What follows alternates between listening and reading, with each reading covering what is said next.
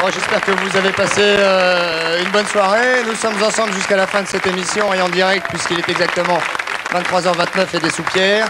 Alors je vais vous donner très rapidement le sommaire de cette émission qui sera un tout petit peu plus courte que d'habitude puisqu'il est un petit peu tard, donc on va laisser vous pour coucher, dormir bien entendu aussi pour se reposer. Alors les sujets que nous allons traiter, eh bien, il s'agit pour le premier sujet de quelque chose d'assez impressionnant. On va appeler ça le recouvrement, c'est-à-dire que ce sont des gens, enfin on va en parler un petit peu plus tard tout à l'heure, ce sont des gens qui travaillent un petit peu dans l'ombre comme ça, qui travaillent un peu en parallèle des choses que l'on peut connaître et qui rendent des services selon, moyennant une modique ou moins modique somme d'argent. On va parler de la tauromachie avec des invités tout à l'heure, avec des toreros, avec quelqu'un aussi qui n'aime peut-être pas trop la tauromachie. On va parler des tests que vous allez faire cet été au bord des plages, comme des fous, ou après avoir fait un test pendant 2 heures, si vous voulez, vous essayez de faire les calculs, de savoir ce que vous êtes, qui vous êtes, comment vous êtes, etc. Tout de suite, le premier sujet, et on se retrouve d'ici quelques secondes.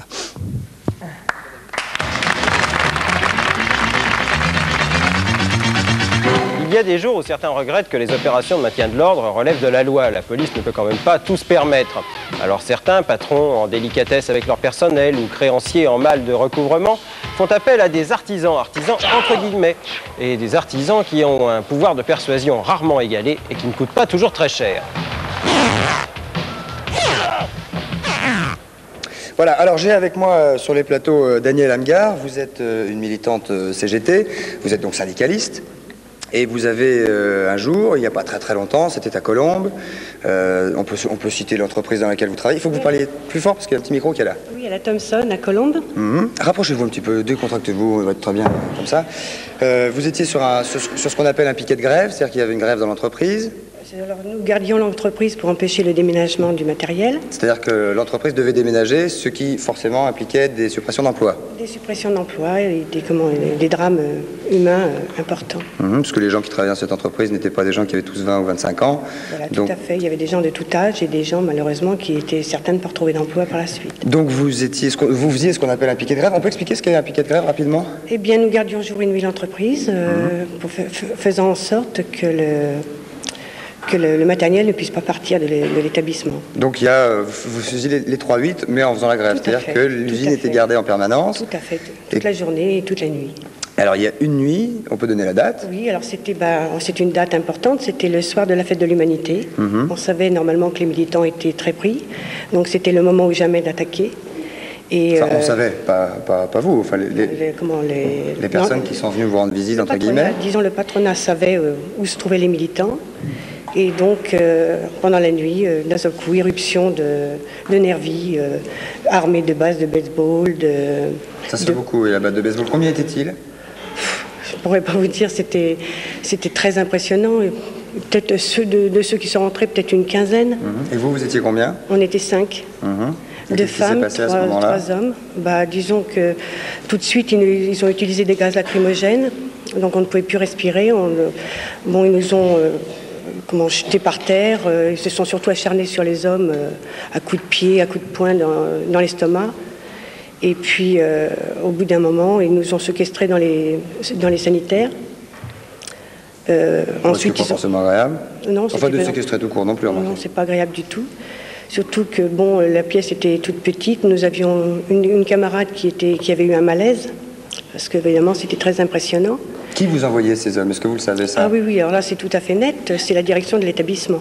C'est-à-dire que la direction de l'établissement avait pris la responsabilité de faire intervenir des nervis, sachant très bien ce qui allait se passer. Vous appelez des nervis sont des gens ce sont des gens qui sont là pour matraquer, pour casser.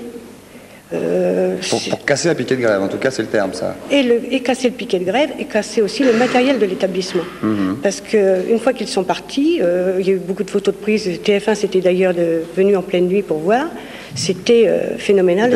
C'était dévasté. Alors qu'est-ce qui se passe dans ces cas-là? Vous dites, vous savez, enfin vous avez des fortes présomptions. Vous dites voilà, c'est le patronat. Non, pour nous c'était plus que clair, puisque M. Dumès, qui était le chef de la sécurité de l'établissement, leur avait donné toutes les clés à la porte. Ah oui, donc il avait eu des consignes de laisser rentrer. Tout à fait. Alors qu'est-ce qui s'est passé après? Alors ensuite, pendant qu'ils nous séquestraient dans les sanitaires, ils ont essayé de déménager l'entreprise. Des camions sont rentrés. Et la police n'est pas intervenue? La police était dehors. Faut dire qu'en peu de temps, nos camarades de l'extérieur étaient sur place parce que nous avions réussi à faire prévenir l'extérieur. Et donc, tout de suite, il y a eu beaucoup de monde devant l'établissement. Mais eux sont partis? Oh non, non, non, ils étaient toujours dans l'établissement. Armés? Armés, disons qu'ils pensaient pouvoir partir rapidement. Mais vu la force impressionnante du monde qui est arrivé sur les lieux, aussi bien des voisins, les gens qui se sont demandé ce qui se passait, la police est arrivée, mais nous a dit aux gens qui étaient dehors, nous ne pourrons pas intervenir. C'est une propriété privée. Le chef d'établissement est libre de faire ce qu'il a à faire. Alors, les gens qui sont intervenus, le commando qui a donc débarqué dans votre local pour taper un petit peu, matraquer, assommer, vous-même, vous avez été blessé? Alors, disons que je n'ai pas eu de blessure visible, parce que là aussi, il y a des méthodes, mais j'ai eu très mal dans la tête pendant très très longtemps. Et puis, on a eu quand même une camarade qui a fait une crise très importante, puisqu'il a fallu la conduire à l'hôpital après. Le but n'était pas quand même d'assassiner, le but c'était de faire peur. Je vais vous dire, à côté de ma collègue qui était à côté de moi, la base de baseball est passée juste à côté d'elle et elle l'a cassé la table en deux. Ouais. Je peux vous dire que si elle était tombée à quelques centimètres près, c'était sur sa tête à elle que ça tombait. Alors les gens qui ont débarqué dans votre local sont des gens donc, qui a priori sont payés par quelqu'un pour intervenir, sont des gens qui ne font en principe pas partie des entreprises, qui sont des gens extérieurs, qui sont des gens anonymes. Oui. Alors nous on a un petit peu travaillé, on a un peu enquêté, on a retrouvé pas de ces gens-là précisément, enfin en tout cas j'en sais rien, mais nous avons trouvé deux personnes, deux jeunes gens.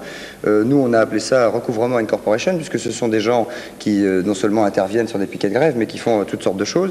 Alors ils sont dans un studio à Paris, bien entendu vous allez les voir dans le noir parce qu'ils tiennent à conserver l'anonymat, ça c'est, ça peut se comprendre. Alors messieurs, est-ce que vous m'entendez ? Oui. Vous nous entendez? Oui, très bien. Très bien. Donc vous êtes tous les deux. On va faire un plan uniquement de vous pour bien comprendre la situation, pour bien qu'on vous voit dans le noir. Je vais vous appeler Arthur et Martin. Ça va aller? Oui, très bien. Très bien. Moi, je voudrais que vous me disiez un petit peu quelles sont vos fonctions, quel est votre job et comment vous vivez, qui vous êtes, si je vous demandais de vous qualifier, l'un et l'autre. On peut commencer par Arthur. Alors, vous êtes, si je regarde l'écran, vous êtes à gauche. Oui? Ah bah allez-y, alors à droite, allez-y. Ouais. Bon, on fait ça pour gagner de l'argent, hein, comme tout le monde. C'est-à-dire que vous n'avez pas de métier? Disons que le métier en question, ça paye pas assez. Voilà. Et puis, vu qu'on fait ça parce que c'est très bien payé. On fait quoi? On s'occupe de recouvrement. C'est-à-dire? Le recouvrement, c'est, disons qu'il y a une personne X, qu'on nommerait, qui désire, à qui on doit de l'argent. Et la personne Y prend du temps ou ne veut pas payer, quoi. Donc Y doit de l'argent à X. Voilà. Alors X nous donne un certain pourcentage et nous allons. Généralement, on ne traite pas avec X. On a un intermédiaire. Alors on prend 30% et 10% pour l'intermédiaire. Quelle que soit la somme, ça veut dire qu'il peut s'agir de 3 ou 4 millions de francs, vous prenez 30%, il y a 10% pour l'intermédiaire qui vous demande de faire le travail, et 20% pour vous. Voilà, c'est ça. Ça veut dire que vous êtes très riche alors? Disons qu'on vit bien, mais généralement la somme en question n'est pas payée en une seule fois. Alors disons que chaque mois on touche quelque chose. Est-ce que vous utilisez la violence? Généralement, on discute avant. Oui, il faut être assez diplomate au début. On ne sait jamais s'il veut payer de suite. Et puis après, ça dépend. C'est-à-dire, ça dépend? Ça dépend, quoi. Non, moi, je voudrais qu'on arrive quand même à cerner vos personnalités, parce que vous êtes deux personnes jeunes qui vous exprimez normalement, qui avaient donc... vous avez des choses à dire, et vous faites un métier totalement marginal. Est-ce que vous en avez conscience? Ou est-ce que vous avez le sentiment d'être un peu des justiciers?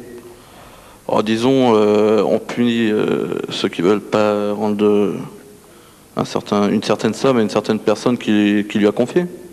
Ouais. Mais par exemple, est-ce que vous faites d'autres choses que le recouvrement? Alors on va passer à autre chose. Je sais que vous participez aussi à l'expulsion de squatteurs qui habitent dans les squats. Donc là, ça veut dire que vous êtes commandité par des propriétaires d'immeubles? Ouais, c'est ça, ouais. C'est pas pareil. Votre petit camarade Martin peut répondre s'il veut. Ouais, c'est ça. Comment?